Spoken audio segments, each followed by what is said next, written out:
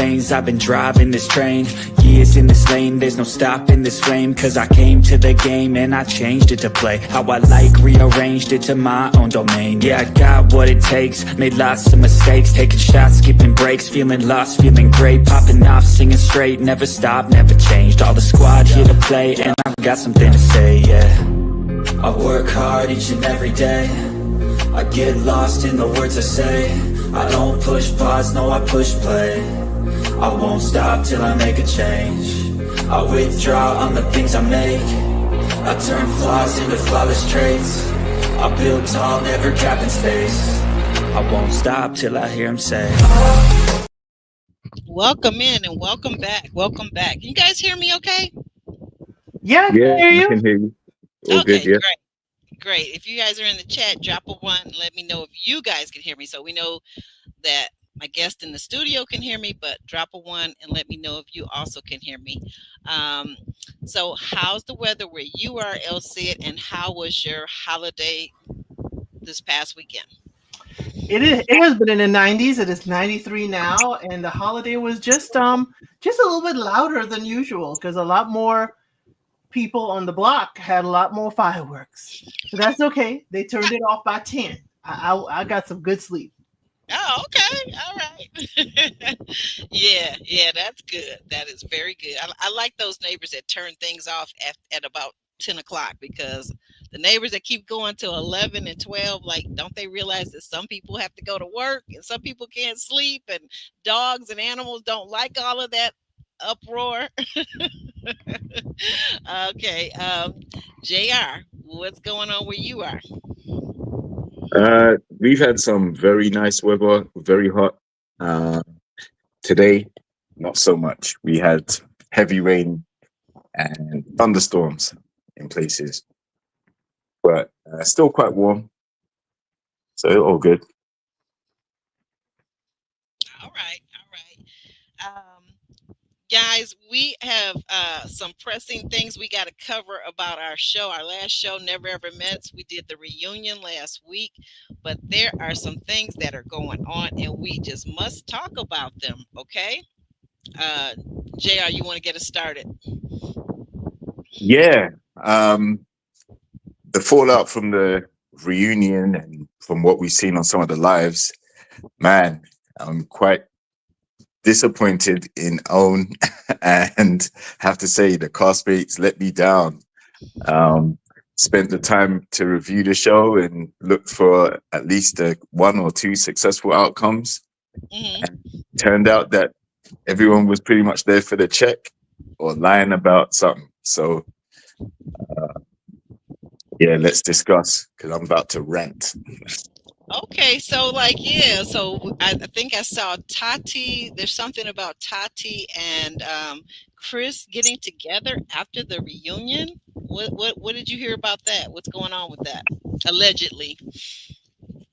Yeah, well, can we say allegedly? They did a live together, and They basically said they had eyes for each other the whole time since they first laid eyes on each other, but didn't act on it. But she says she has a roster and he says he's on it. And it seems like from the live, they were trying to signal that they're planning to try and go exclusive in some capacity. Now, I think there's still a distance between them. I don't think they live that close together. And am I wrong? Does Tati have a child? I think she does. Does she? Yeah.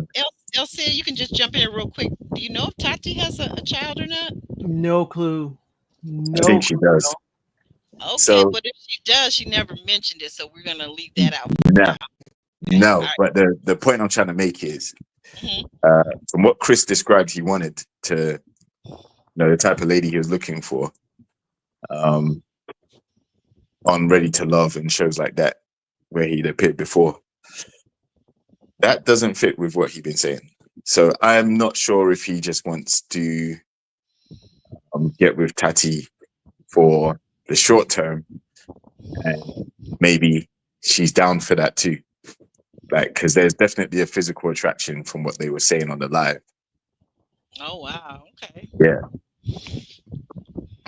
And both of them were matched with partners who they weren't particularly feeling. Okay. Well, I don't know with Tati now. Chris may not have been feeling Alexis like that, but Tati and Clay was, like bunny rabbits there for a minute. Yeah, for a minute, until it turns out that she basically just wanted to check. She didn't really care whether they stayed together or not. It was like, just run me my money. Let's just run me my money. Yeah. Even if we break up, let's just stay on the show. Let's get paid, or let her get paid. You think she was willing to stay even without Clay? Is that what you're saying? Yeah. She would have been willing. Okay, so now moving over to Jay and Cinco. What's the story on that? Because I saw a video and Jay was going off on Cinco about his breath, his teeth, his lack of employment, him borrowing money from her, how she was about to send the boys out to get her money back. What did you hear? What did you hear on that? Yeah, some of all of that. But in a nutshell, she said they were having problems quite early on. Like while the show was filming, everything wasn't peaches and cream like they made out to be.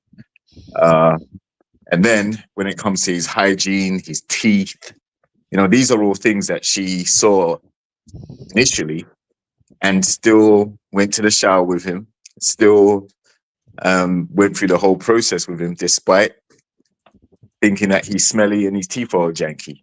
So again, I think she just wanted to stay there to win because of her competitive streak, instead of actually necessarily be feeling Cinco like that.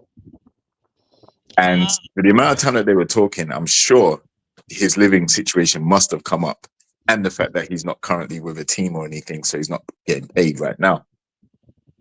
And I think she knew quite a lot of that on the show. Oh, okay. You think you believe that she was aware of that? Yeah, I'm kind of wondering, like, what I'm gonna say this. So I got a different take on Jay and Cinco. I think that Jay, and maybe I'm just being naive. You guys tell me in the chat if you think I'm being naive. I felt like Jay did really want to like Cinco. But I have to agree with her. Now, I think she's wrong the way she did it, and like really throwing him under the bus, like through social media. But I would say if I were her and I were going on an interview on somebody's YouTube channel, like our channel over here, right, Elsie? I think she could have just went ahead and talked about it in that way, but not in the way that she did, because I think most women, to be fair, JR, I think most women want a guy with a job, with a job with some kind of form of income. Would you say? Of course. But again, this was known before they met, and this was known when they were on the show. He's not a current basketball player. He's not currently signed to a team. He played basketball in Europe or whatever, or internationally, and he was searching for another team. Hence why he had to cut short the reunion to go for a tryout somewhere. So he's not currently signed to a team. Okay. She's a basketball coach, so she knows how it works. Right. And he did not get that contract that he left the reunion early to go try out for, unfortunately. Wow. Yeah, that's true as well. But what about this other piece? Like, how come he didn't have a job of any type? And then she said that he would be at home at her house playing video games, and then he wanted to basically come over to her house, come up to Chicago and stay for like weeks on end, instead of just like 3 or 4 days. Like, she felt like that was too much. What do you think about that, JR? Yeah, well, I think there's some contradiction there. On the one hand, she's saying that he came over and played video games, like you said. On the other hand, he was asking for attention all the time, and she didn't like that. Like, she couldn't give him undivided attention. Understandably, she's got a child as well to think about. But and a career. Like, somebody's got to work. Yeah, somebody's got to work. You're absolutely right. So it's her house, so she can tell him to, she can kick him out.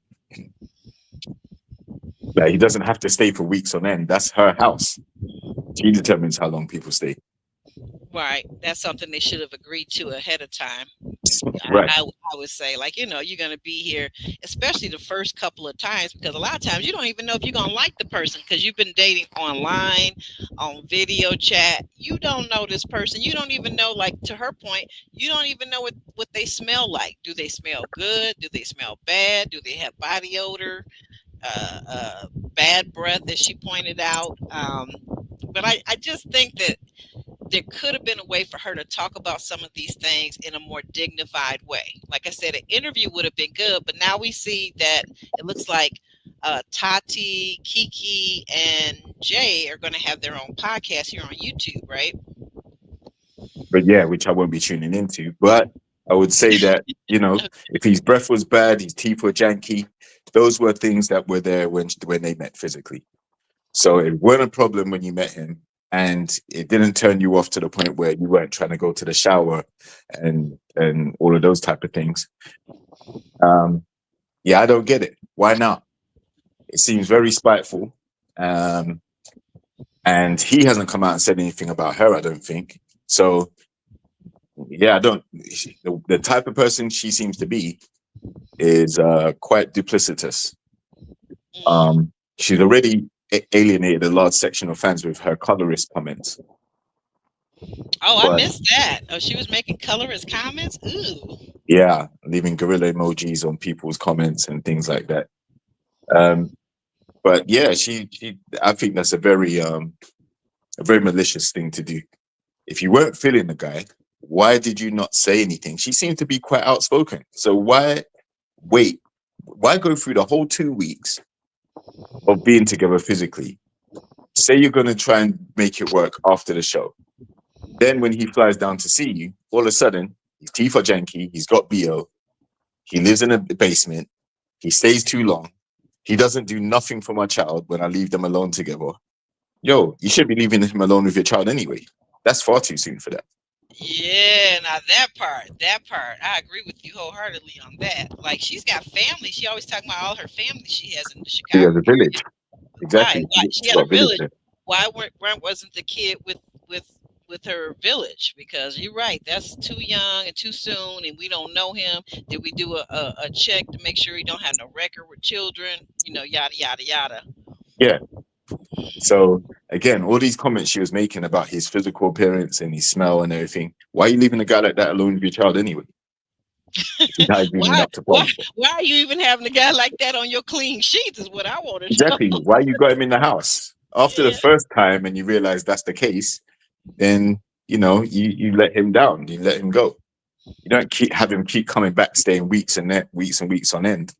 Yeah, don't be afraid. I say this, and people may not like this or may not agree with me, but don't be afraid as a woman. Don't be afraid to have a guy that you only know online and through a friend, as she says, that basically has set her up with. This is the second bad date, according to her, that he set her up with. Don't be afraid to have your out of town buddy stay at a motel. Like what? Yeah. Am I wrong for that, LC? No, you're not wrong for that.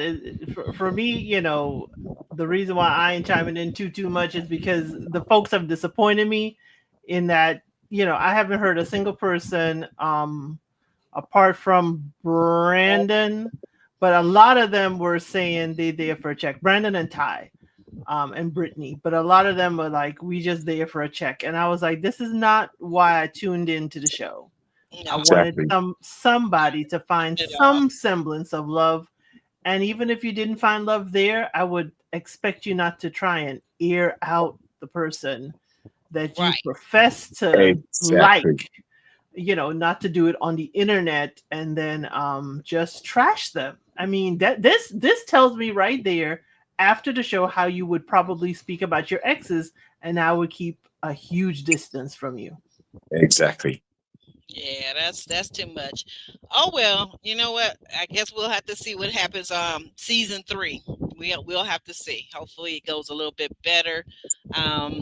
Jr., I'm going to drop you down, and All thanks right, for cool. coming up and having No having this problem. discussion. Yeah, because this was needed. This really was needed. I think that it doesn't reflect good on the show. It doesn't reflect good on the contestants, and we want to see people do better, right? Absolutely. All right. Okay. Thanks a lot, JR. All We'll right. see you very soon. Okay. Have a nice one. Take care, All right. everyone. All right. There you go. And LC, should I do the because I'm going to try to edit this. Should I do the opening right quick all over again or no? Oh What do no, you you think? don't have to. We Don't- can head straight to it. We can head straight to it. Okay, so let me get that up. Yeah, because we're here today for Match Me Abroad, right? Match Me Abroad. Oh my goodness, what did you think of this second episode? It was a lot going on. It was a lot going on, and I loved it. We meet a new, person to be matched as Hmm. well. Yep, We got some dates in. we did. We did. I'm really really liking it. Ooh, I liked it. Hmm. Okay. And did anything surprise you uh, on this episode? Um, it surprised me that Harold is still so stiff. That surprised me, considering, but I guess he's in a new environment and he has to learn the culture and he doesn't want to offend anyone. But it surprised me that he was just so stiff. That is what truly surprises me. But my girl there, Amber, I made a short of Amber. Yeah, we gonna get to it.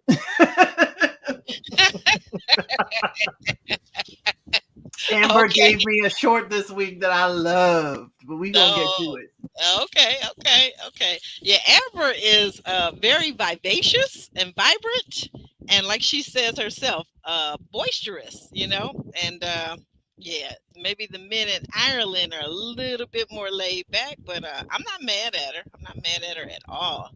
Um, so I don't know. We're gonna go ahead and get started right here, and we find out that she's headed to Brazil, right? She, Uh-huh. she picked Brazil because why? Because Brazil has, according to the research, the largest community of Catholic people in the world, right? Right. That's why she wanted to go there. Mm-hmm. Yeah, so she wanted to go there because of that. And also, we found out last week that one of the things that's been going on with her is that she's been a single mom for most of her life. And now that the daughter is away at college, I believe the daughter is like something like 21, and she's a Division 1 basketball player. Yes, full scholarship, full ride. Full ride, right? But the mom apparently has not really had much of a dating life for those 20 some years. And now she wants to get back into it because the daughter has made it very clear that she will be flying the nest and she will not be around because she got careers and things to think about other than mama, even though she loves mama now. Okay. She loves her mama. Um, what did you think about she gets there to Brazil and she meets up with Luisa. Monica got a wake-up call by her matchmaker Luisa because Monica was like, yeah, she Luisa clocked that Monica is there for the hot bodies, and she immediately said, hey, there's more to it than looks. There's more to it than looks. You're here. What happens when you're 80? The looks are going to fade. The looks are going to fade for you when you're 80. So what are you going to be able to do? But other than talk, it has to be something deeper. The person's character has to play a part. Exactly. And I mean, what led you to think that Monica was really all about the physical appearance or the hot bodies? And what makes you think that Louisa clocked it? Well, I think it's editing. I think there were conversations we did not see. Then, Yeah. I think there's some things because why would her matchmaker talk to her about looks and looks fading if they didn't have a conversation that made it seem like you're here because the men look good too. Mm. And we see in the preview how the men take their shirts off around her and how she reacted. So we'll get to that too. I do love on the note of Louisa talking to Monica. I do love that she basically let her know that you know what, you're going to have a lot of conversation with these guys to really feel them out. And Monica says, well, yeah, but when you have conversation, you ask questions, people can lie to you. And to which Louise said, well, no, but yeah, that's true, but you got to focus on their actions as well as their words and make sure that the words and the actions are lining up. You're going to have to be analytical, and if you see red flags, just go away. Go away. Don't wait for any explanation. Just move on. What did you think about her telling Monica that? It told me a lot about Monica and what Monica is seeing. How Monica's history has been, that men have probably lied to her. That's what that if your immediate response, and we know this is edited, y'all. If your response that you're asking your question, they can lie. And this is a whole different demographic of men that you said you wanted Catholic and thou shalt not lie. Why is it coming up if it isn't from your past and you're scared that it may happen again? Good point. Excellent point. Excellent point. Why is she even worried about that? That is a very excellent point that you made. Anybody else in the chat? Did you guys feel the same way? Did you think that Monica is somewhat superficial in the qualifications and the things that she's looking for a mate? Or did you guys clock that? Or did you see it kind of differently? If you saw it differently, it doesn't matter. Just go ahead, drop down in the comments. We're open to all viewpoints, and we're here to discuss. I did like that Louisa told her that if when you see red flags, just go away. I did like that. I think run, Monica, because I think that too often as women we will date and we will make up excuses in our head. Well, he probably did this or said this, or he was out with somebody because XYZ 1, 2, 3. No. If his words and his actions aren't in alignment, that tells you a whole lot about a guy's character, I think. I love that her dating expert told her, matchmaker told her to just have fun and ask lots of questions. What did you think about that? That's a double-edged sword for me with Monica because, I do like that she said ask lots of questions, but I hope Monica doesn't drown out the whole date with a whole bunch of rapid-fire questions, because she seemed that way too with her matchmaker. It's like she's like running at, she's running a marathon and everybody else is getting a brisk jog.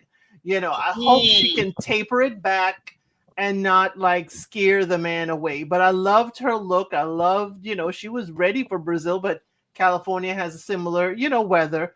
But I think she came there, looking, and she said she is open and willing to go through this to find love.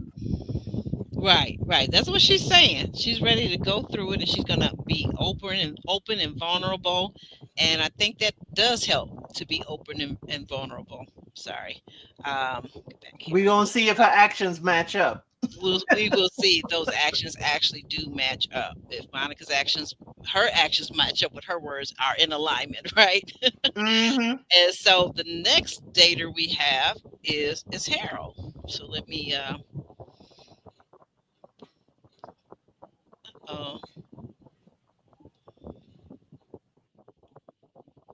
I have to say, since you said you're going to Harold next, I have to, apologize to Harold. I did misquote you last recap I said that your dad had you at 70 something, but it, when I went back to look at it, Harold said, saw that too. Yeah. right.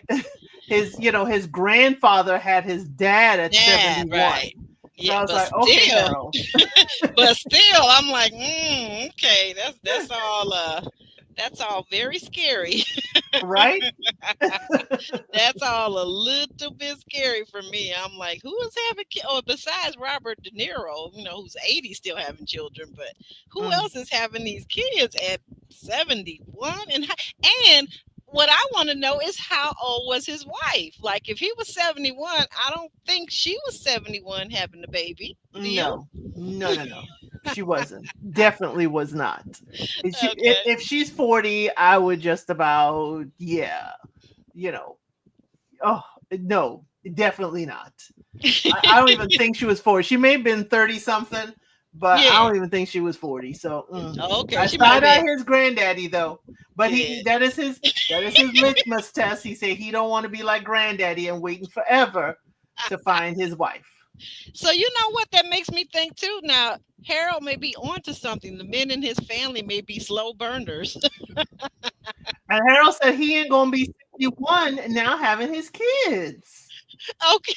It may be slow burn, but he's like, I need to get there before I can't be out here at 71 dating these young ladies. He don't want that for his life. Yeah, I wonder, too, this is an interesting thought. So we know that Harold is in Singapore, by the way, guys. Those of you who've had a chance to check out the show on TLC, that'll be tonight at 10 p.m. Eastern Standard Time. That's TLC, Match Me Abroad.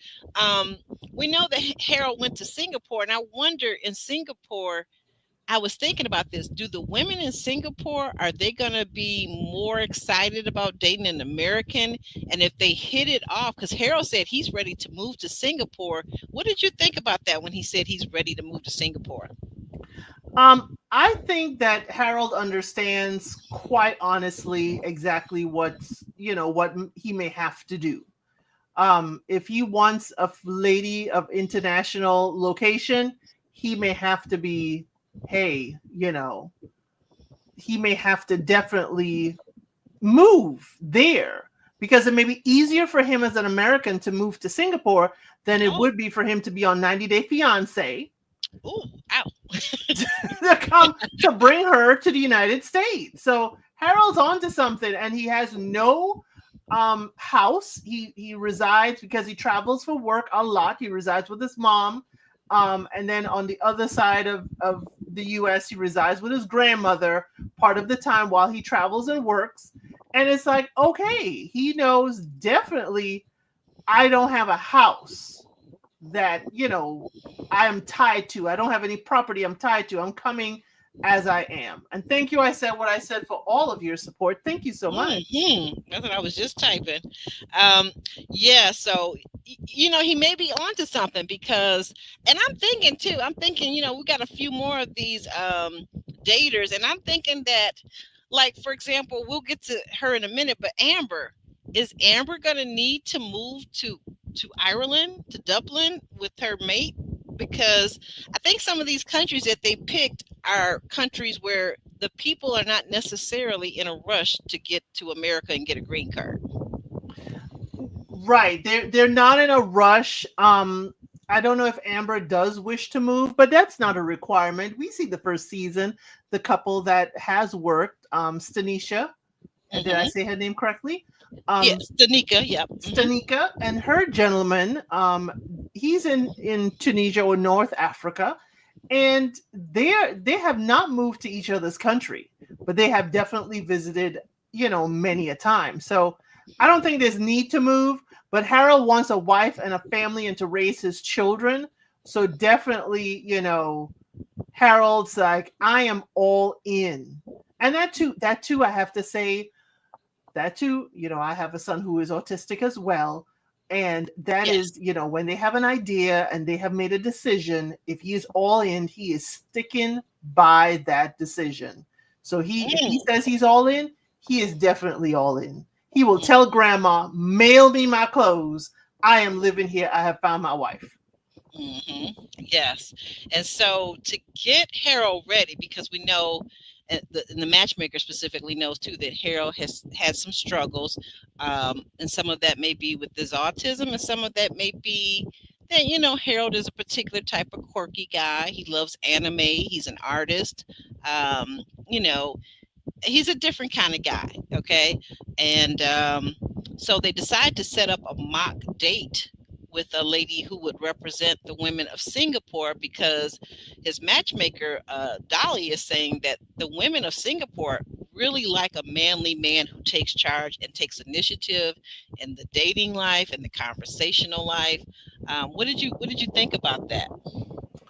I needed to hear more of her about a manly man taking charge and stuff.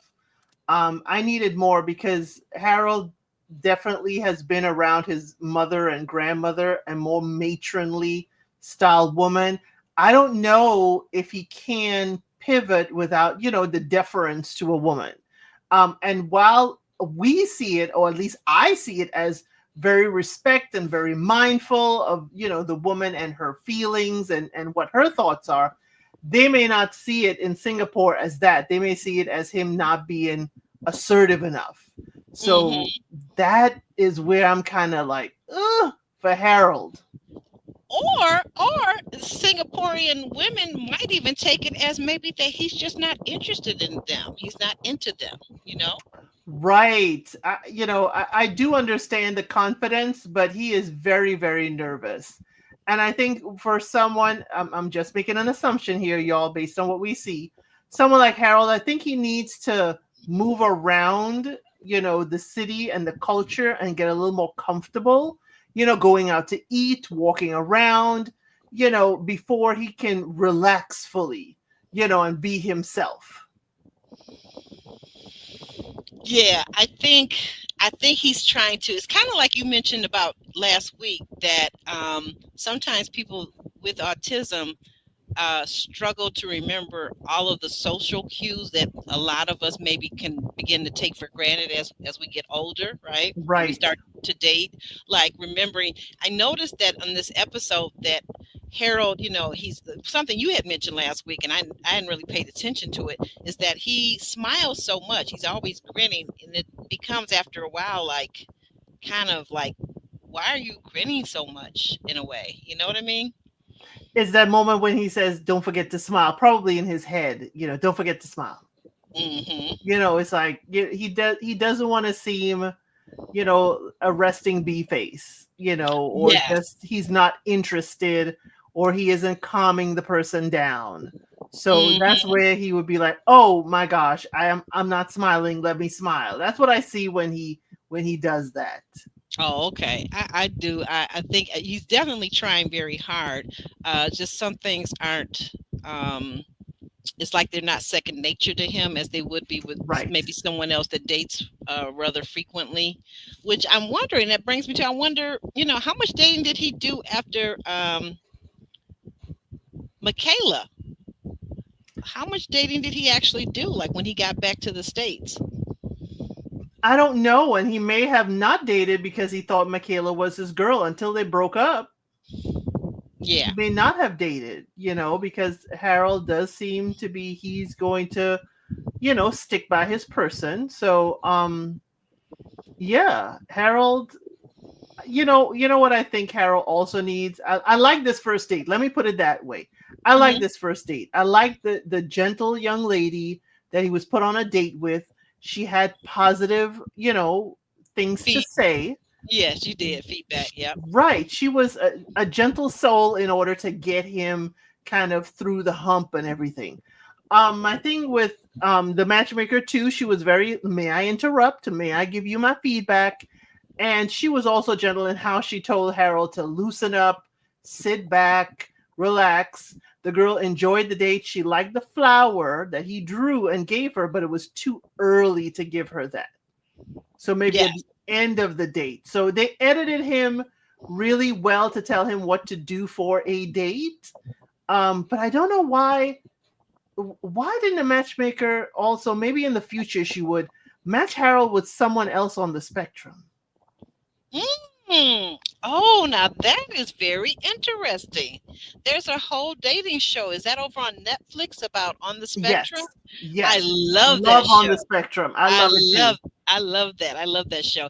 Yeah, I hadn't thought about that. Or also, I would think while she's talking about the way the typical Singaporean woman is looking for a man that is assertive and takes initiative, also maybe matching with some woman that is okay taking the initiative is if she likes the guy, right? Right. It has to be, the different dynamic. You have to find a pull and tug. He may not work well with a traditionalist. No, no, Yeah. he really might not. He might not because we know that Harold is not going to be everybody's cup of tea, but nobody is when you think about it. I don't think nobody really is everybody's cup of tea. Right. That's Right. yeah. But I think some woman would, love the fact Harold seems he got his head on his shoulders. He's Hmm. very steadfast. He's Yes, very much, he'll be all in with whoever chooses him, just like he chooses her. yes, that is so true. That is so true. And as we transition, we're looking at the beautiful waters of Oh, Ireland, you Dublin. Isn't that you love to beautiful? take me to Ireland, don't you? I love it there. I think it's so beautiful. And so we meet uh, this time around. We meet Victoria. Victor. Thank you, Victoria. These names are not coming second nature to me right now. But It's yes, only the second episode. We don't know none of them. yeah, Victoria. And I'm going to get the helpmates up here on the screen. Just give me a second. What am I doing over here? Victoria is, I think she said she's a Midwestern girl that moved to New York, and she looked like she fell all the way into the New York life. Yes. She is very vivacious. She's very out there, but we learned a lot about Victoria that I thought, Uh-huh. Victoria's parents are no longer with us or with her. Her Yes. dad passed when Right. she was 19. That's heavy. Yes. Sounded That like she is was a heavy. daddy's girl too.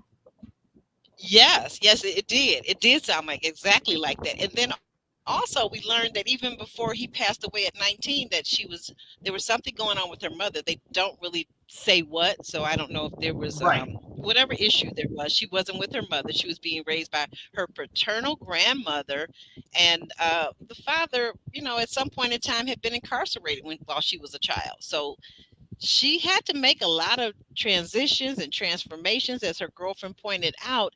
And I felt like maybe because this is how she kind of became a people pleaser. Did you notice that? Yes. I think also because she had to live with the grandmother, because she had to live, different places, that also can lead to people pleasing so you aren't displaced again. It's like, I want to be Mm, nice so that you'll keep me around. So I right. won't do Mm. anything to tick you off, or she might be hyper observant too, hyper aware of people's change in mood. Oh. Mm-hmm. it, Mm-hmm. Even though it was a paternal grandmother, it's almost like if it was foster care in some sense of the word. But she did have a relationship with her dad that was wonderful. And then one of the men she dated said that she will find great luck with the Irish men. Yes, that I have on here too. She would find great luck, but the thing about it is, that's not the one. That's not the one. But just going back here, one thing I have to say from last week, now I really have to give Katarina, the matchmaker here, a pass, because remember last week Katarina was all up in Amber's Amber. hair. Mm. And Amber's hair is like that, like you said last week, is like Diana Ross's hair. Like it's Ooh, big, it's huge, it's big. And right away when Katarina met Amber, she was all touching in her hair, and I was like, girl, we don't do back that up. here. Back up, back up. But we see that as she meets Victoria, she's touching Victoria's face. So this is what she does. She's a very touchy, tactile type person. So that's who she is, right? Yep, And and as you see in that picture, her hand is in her hair too. in her, yep, and in her hair too. You're correct. It sure is. It's in her hair. And so this is who she is. And I wonder, I was just thinking to myself, and tell me if you know whether or not this is true.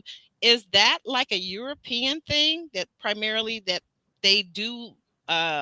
It's not uncommon for them to touch and greet someone by touching them, hugging them, and touching their face and their hair. Okay, my European experience is limited in Europe, but I also knew European people in New York. The sense of personal space is non-existent. Ah, yes, that's it. You nailed it right there. The Personal sense of space is non-existent. non-existent. Now I think because she is a matchmaker, because she looks at people's photos and she Mhm. looks at, trying to match folks, I think also she's kind of looking, she's finally seen you in person and she's trying to look into your soul.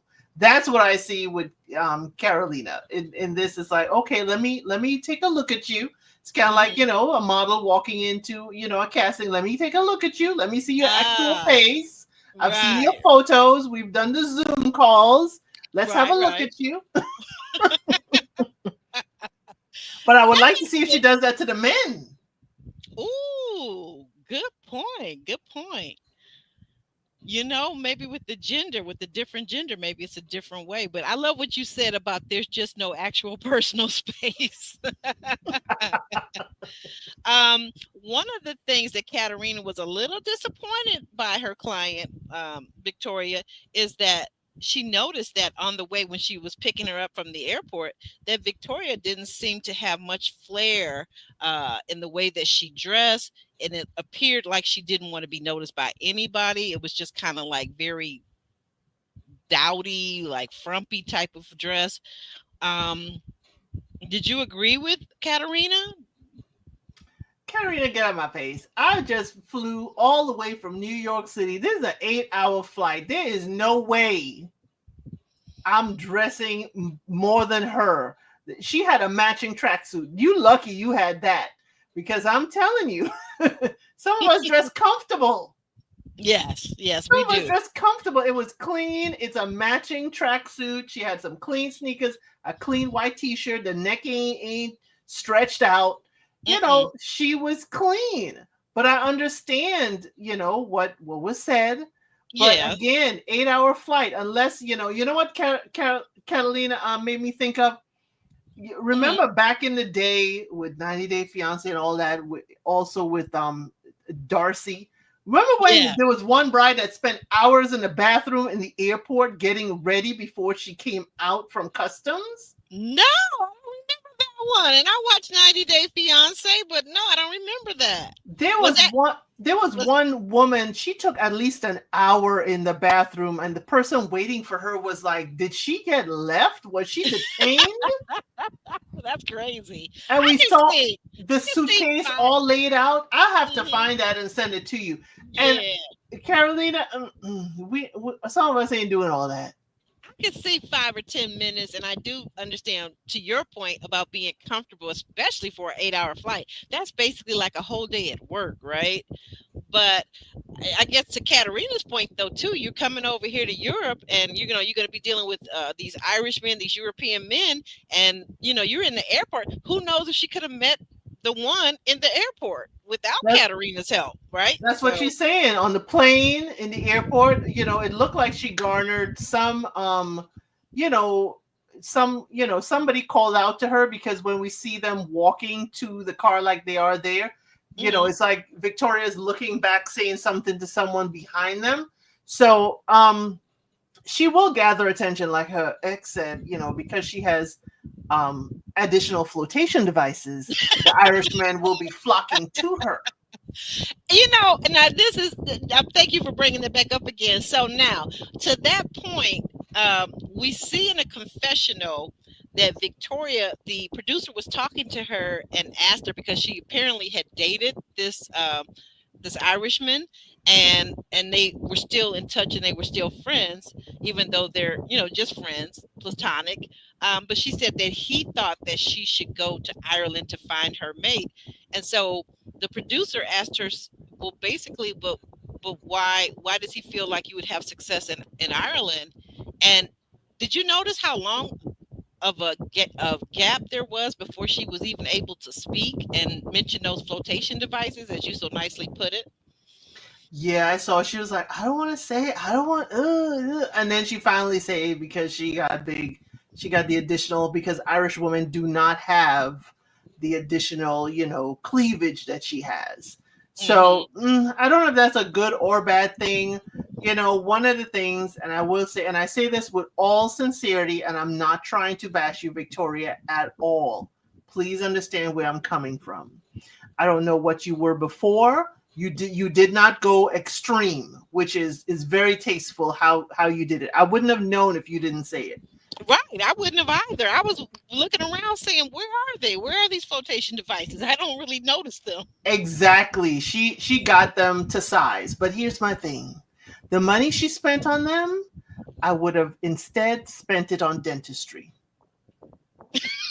Okay. Yeah, I noticed that too. I did notice that. That's all I'm going to say about it. That's all I'm going to say. And we're gonna leave it right there. We're gonna leave it right there. Yeah, there's some stuff going on with the mouth. But she's clean. She's a matching tracksuit. I'm gonna need, I'm sure she has proper dating clothes. You're gonna need Katarina to back up a little bit off. Yeah, back up on the touching of my hair, my face, and talking about my attire. It's like, dang, she at least did your homework. Right there in the car, we found out she did the homework. She did the homework, right? And the homework was, in this instance, was Katarina wanted Victoria to make a list of the qualities and the characteristics that she was looking for in her male companion. And basically, Victoria said, well, you know what? I had to ask my friends for their advice or their feedback, to which Katarina said, well, wait a minute, why would you do that? I asked you to tell me what you needed and what you wanted. And it was like, I do get the feeling that Victoria needs confirmation. She needs affirmation on things. And she is, as Katarina observed, that she is a people pleaser. She doesn't trust her own instincts. She doesn't trust her own decisions, is what it's sounding like. And she needs a cosigner. She needs a friend to say, yeah, I agree with that. That sounds great. I that's what it's sounding like, but I need more to really hone in on that. But, there's nothing wrong with asking your friends. I mean, you have made, they know your history. They know your dating history, who has and who has not. And to say, hey, this is what I think I need. I'm doing this for my matchmaker. What is your input? What do you think I need? And I don't find that, awful at all, unless they're telling you something, like gross and out of whack. You could ask your friends for their input, because maybe they're seeing something that you don't see. That you're missing, yeah. And maybe, like, to your point, maybe they know from your dating history, they kind of know, like, where you went askew, and they're thinking, well, you know what, you swung left when you should have went right, and this is because you're dating this guy that, let's say, for example, has these model good looks, and he's tall and all of this, but it just wasn't a good fit, because typically couples kind of match up on the level, where the level is of physical attractiveness. So, like, if someone's, let's say, an 8, and I hate to do this, but it's real. You give people scores on their attractiveness, and if someone is an 8, then the idea that they would be dating and matching up with, let's say, a 6 is probably not that likely. Probably not likely. It's just, depending on what they're looking for, or if they would even consider someone at a lower number. Because it's also part of their grading scale as well. But I commend. The thing is, Carolina, back off. She's done your homework. She came. She didn't look. She looked better than I would after 8-hour flight. Okay, she looked better than I did after mine. I spent 24 hours flying just to get to Valencia, because we missed one connection because of the air traffic, delays. Okay. But I definitely wasn't looking this put together. Yeah, she doesn't look bad. I mean, I think it was more so the choice of clothing because, Right. and I think that's the difference culturally is that what Katerina is pointing out is that in Europe, they tend to dress to travel. And it's funny because I thought about when I was a kid, like, you know, many, many years ago, I used to go to Houston every summer as a child. And back then, like, you know, everyone was dressed. You, if you were going to the airport or even the train station, you dressed like a certain way. You dressed Gloves and all. well, yeah, minus the gloves, but you wore something. If it wasn't your Sunday best, it was almost close to it. You're gonna wear something really nice. The ladies were in dresses or skirts 9 times out of 10. You dressed a certain way because you never know who you're gonna meet in the airport. You never know who you're gonna be sitting next to on the plane. You What know, I would whereas now you're liable to see somebody in an American airport in their pajamas getting ready to travel. Right, I would not be wearing my pajamas in public, but I do see that. But I didn't see pajamas. I was also looking at the people around her in the airport. She didn't, you know, as she said, she didn't stick out. She was in line with what everybody else was wearing. But I think what Carolina is talking about is she doesn't stand out. Ah, the black Because and white. Carolina's bright jacket certainly stood out. Yes, right there, that blue, right. Because if she had worn something like maybe if her jogging suit had been a royal blue like this, like Katerina's, like you said, her jacket that she has on here, that would have been maybe something that she would at least given her a pass and said, well, at least she's not a shrinking violet, right? Right, maybe. Last we're going to talk about, so she asked her when she says this, she says he needs to be very thoughtful, considerate, he needs to recycle, and preferably he has some hair, and preferably he's 6 foot or taller, to which Katerina says, well, what does all the chemistry just fade if the guy happens to be, you know, a short king as opposed to a tall king? And she says, well, you know, no, I need him to be able to change my light bulb. I need him to be able to change my light bulb, to which Katerina responds back and says, well, oh, so you don't need a companion, you need an electrician. And I thought, wow, that was kind of rough. What did you think about that discourse? Catalina told her correctly. What are you looking for? Because if he's a short king, he could certainly afford to get a ladder and climb up and change that bulb. Just because he is short does not mean he is not effective or efficient. Right. So his height doesn't mean anything if his character is flawless. And do they recycle in Ireland? Because I don't know. I don't know either. That's a very excellent point. I don't know either. And then here's what I'm looking at with the 6 foot king thing. I'm looking at this photo right here, and I'm looking and I'm studying Victoria, and I'm thinking, Victoria, you look like you're maybe no more than 5 feet at the top, maybe 5'1", and you're talking about you need a 6 foot king. Like what? Like why? Well, I did a quick look. Yes, Ireland has a comprehensive recycling system in place for households and businesses. So it is part of just what the nation does. So her saying that now tells me she didn't do her research. No. It doesn't sound like she did. It doesn't sound like, but you know, maybe she did, and maybe she's just saying that he specifically, you know, because just because a country does it doesn't mean that particular guy is going to be really, really into the recycling. But it sounds like you're saying that this is kind of standard. Yeah, that's what it sounded like when I read it. It sounded standard. Like in Spain, it's standard. I know that. I saw the recycle bins every 3 blocks, the big, you know, community bins, and it had separate recycle, paper, glass, you know, plastic. It had different bins. So that's what I'm thinking. Maybe Ireland is like that, but she didn't do her research. The way she's talking about it and the height, please get off of it, Victoria. Yeah, with your little 5 foot self.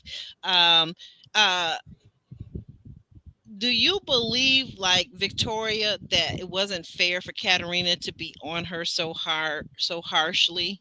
She says that it felt like Katerina was like kind of cold. I think Carolina was very matter of fact. You know, she's not here to be your friend. She's here to do a job for you.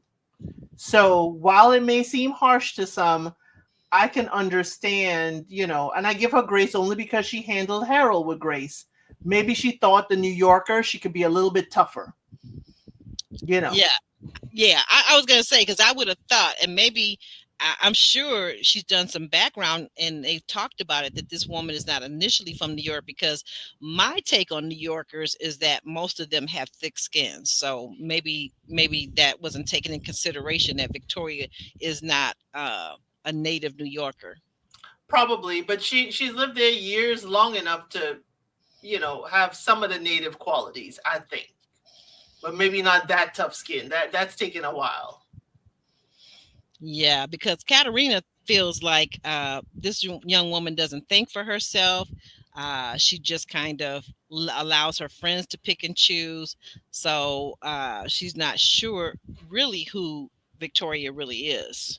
Yeah, because she said as a people pleaser, she adapts to whoever she's with, adapts to whoever she's looking at and dating at the time. So she's being what I would say a chameleon. It's like, who are you if you are blending just with the environment that you're in? All the time, yeah, absolutely. Absolutely. And so we transition over to our last dater.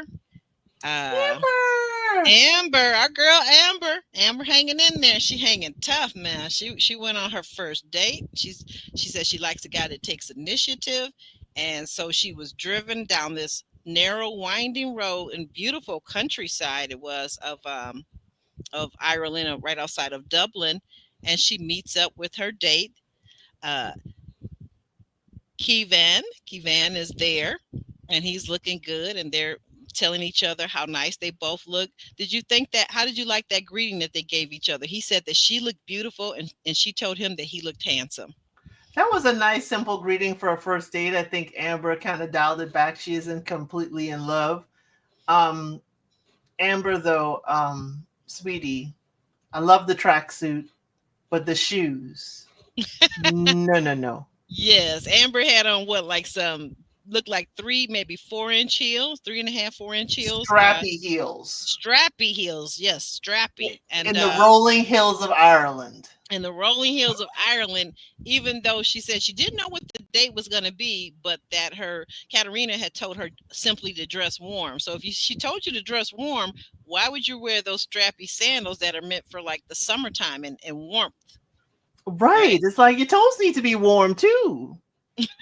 Right. But Carolina will be proud. She's wearing the bold lipstick. Her hair is done well. It's a lovely tracksuit with a leather jacket. She came dressed to impress. She did. She really did. And Keevan seems appreciative of that. The two of them really have, I think, a nice chemistry. They look so cute together. He's tall. She's short, looking up to him, and she's just always smiling like, wow. She's just so excited. So come to find out, they put on their boots because they're going to be in a farm with what is that? Alpacas? Yes. Alpacas. They have to walk the alpacas. They got to walk the alpacas. And at some point while Amber was walking the alpaca, what had to happen was one spat on her. All the way. You heard it through the TV. Yeah, you did. That irks the heck out of me. And I think it irked her too. She was kind of like a taken back. It was funny though, because she did really well with it in transitioning. She was like, well, I don't know why, if it got on my eyelashes. She had on her fake eyelashes, and she said that's a part of her. She always put those on to feel good. And she even asked Keevan if he would like check to see if her eyelashes were still intact, and he laughed and he took it. They really had a fun date, it seemed like. You didn't think that was a player move to look into her eyes, get closer? I'm so naive. I didn't even think of that. You think it was a player move on her part? I may have an eyelash in my eye. Could you check for me, girl? Well, yeah. You know what? I guess you're right. Because coming off of that date they had when they first met, where she had to touch his heart, I think, you know what? She said, hey, you know what? I'm gonna use some touchy feely stuff because these Europeans seem to be kind of rather touchy feely, and I want to Look keep at that going. look at her in this photo.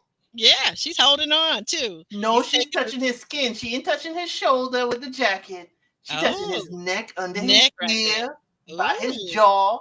Look at this. Amber, I'm watching you. You got your one good eye on her. One good.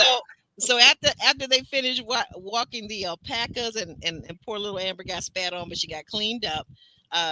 She took it well. She took it well. That's what I love. Amber's personality is very light. It is very lighthearted.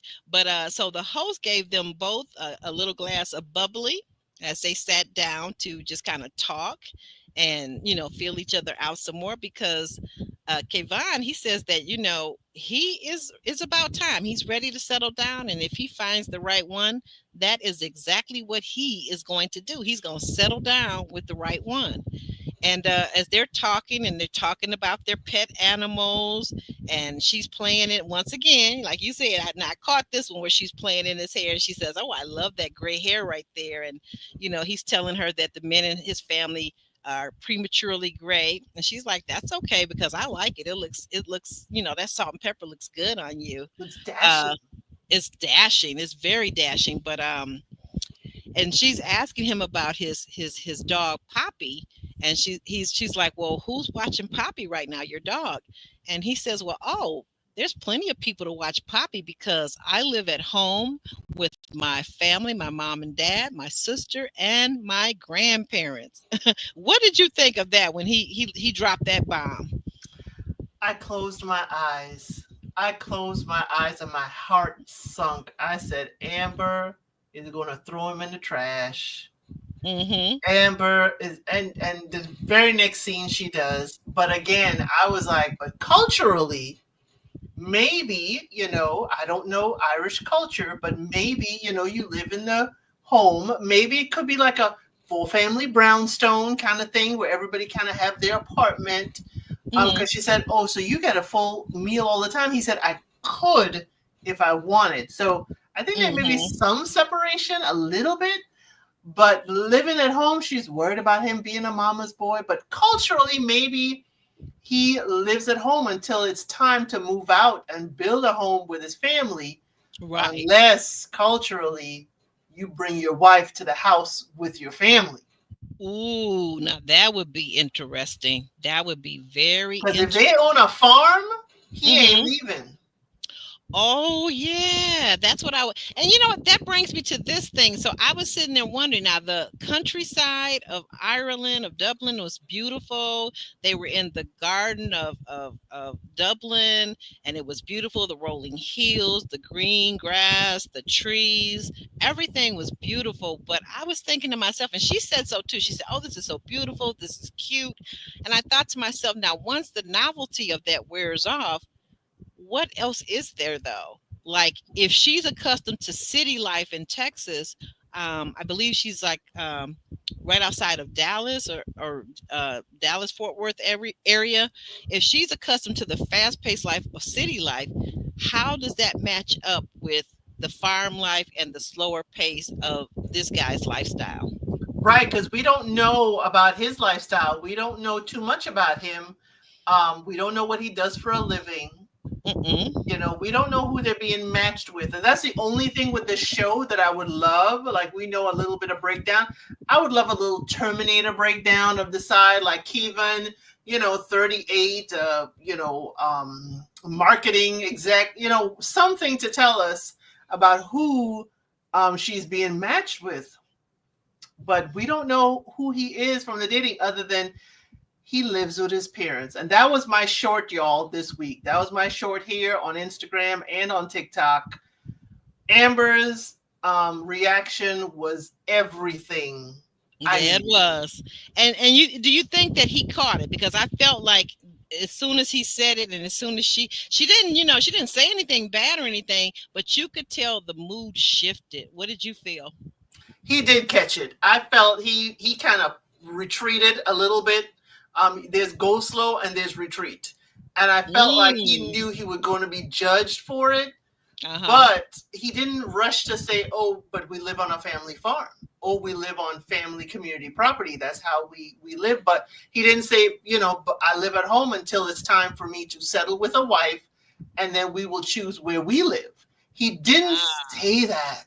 No, he didn't. He didn't offer any further explanation that we saw on this, edited show. We didn't see that. So perhaps we'll find out more this next episode. Um, because I want to know. I want to know. And she's like, "What? You live with your parents?" And she's got a little screwed up face there. And she's we see in the next episode, she's telling Katerina, she said, "But you didn't tell me that he lived with his parents, girl. You did not warn me about that situation." Right. In that preview, she said, "I have not dated a man who lived at home in forever." But she was like, inside, Mhm. I am screaming when she heard he lives with his parents. And see, that's why most of the matchmakers, they keep telling their daters, whether they're male or female, it's important to ask questions. Right. What Oh, if you I just want to ask you this real quick. If you were Amber and you had went out on a date and you're in a new country, you're over there in Dublin, Ireland, and Kevan is your pick and he's your taste physically, seems to be nice, seems to be a gentleman. What kind of questions do you think you would have asked him on the first date? I would have asked him exactly what she did. Apart from what do you do, whatever, what do you do for fun? Have you been to the US? How serious are you in settling down? What is your vision for your family? That kind of stuff, because they both know they're there because they reach a point to settle down. You don't need to ask the favorite color and when it's your birthday, simple questions. What you can ask is, more deeper questions like, when did you think about starting a family? How is your family? What is your family dynamic? Are your parents married? Because you don't know. Like Argentina taught me, people live years together and marry later on in life after they then had like 3, 4, 5 kids. Really? So, where is this, in Argentina? Yeah, that's what my Argentina crew. When I did Love Is Blind Argentina, the folks from Argentina who are my followers, thank you very much. They schooled me in my comments. They said, no. People live together, long lives together, have kids, they have property, and maybe by the time they're 40, they decide to have a wedding. I was like, whoa. But that's Argentina. But then again, culturally, it's different. If the Irish men are slow burn, you need to ask. From Carolina telling you they are slow burn, you need to ask, hey, I know, what is your pace? When do you see yourself actually getting married and having your first kid? What is your kind of timeline? So you know how slow he goes. Okay. But he's the first one. Why are we heartbreaking over the first one? Okay, he lived with his mama. I don't like it. Next. But what if, well, hold on, but what if next sounds good when you're maybe over here in America, but what if that is the social norm over there in Ireland? Maybe men, like you said, maybe they typically live with their parents until they made up and get married. So and what that's if okay, that's the but case? but that's okay. If this is the social norm, then Catalina needs to tell her, okay, that's the social norm. That's what I may have to get used to. Okay, but this is the first date. You have to have more than one man out here for me to date. That's true. That is true. And then that's something that she could discuss. And I take it that we're going to see that next episode, that Katerina is going to school her on what are the social norms over in Ireland with the young men that are single. So Right. we're going to find out more about that. We're also going to see the young lady. Is it Veronica? Victoria has a date. Oh my word. Yes, this guy is putting Tabasco sauce in his eye at the table in the restaurant. He's just like, he's out of control. Do you think that maybe Katerina set her up like that for a reason? Because I do. Yeah. It's to show her You wanted an authentic Irish. Not saying every Irishman is like that, because Kevon is not like that. But she Mm-mm. wanted a particular type of Irishman.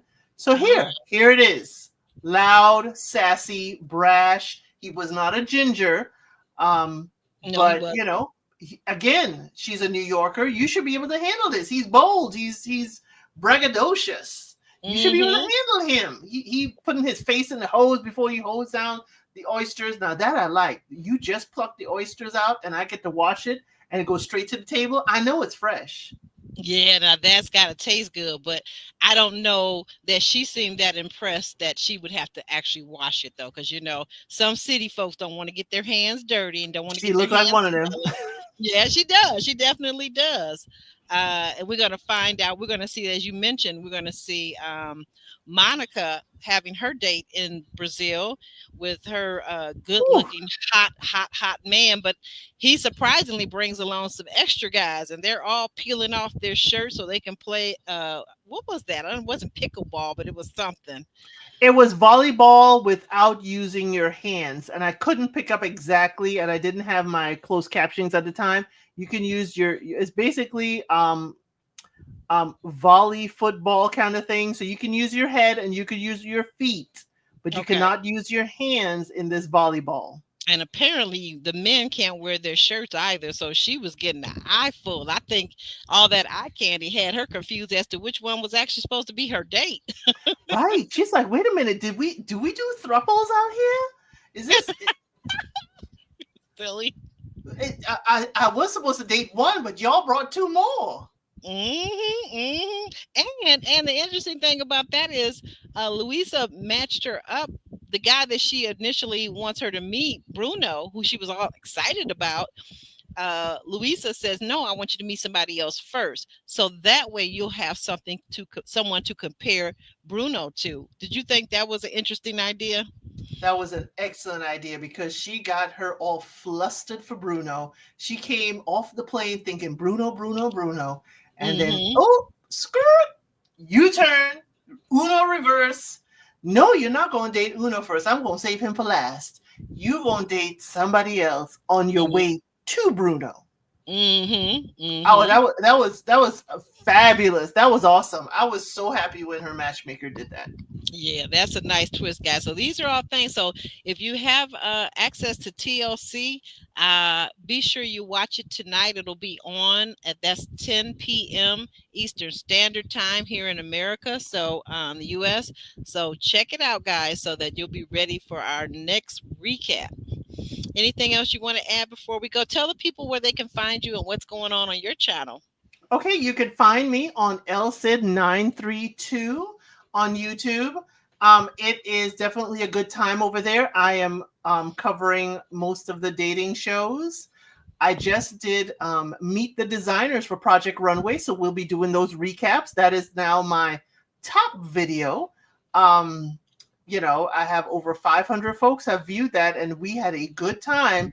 So I will be covering Project Runway because the image architect, Law Roach, is a permanent judge.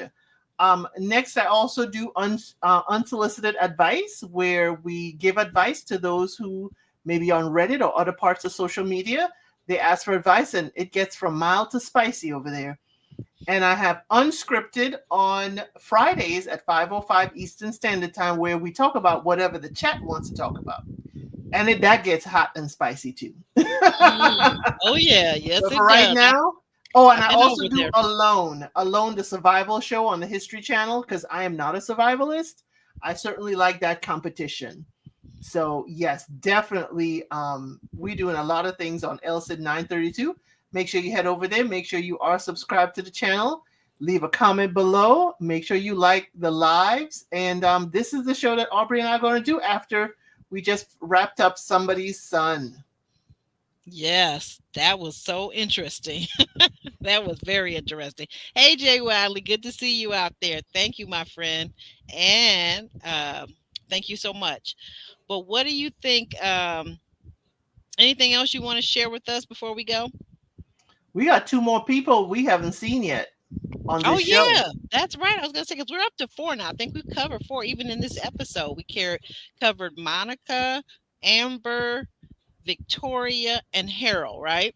Yes, we got 2 more missing.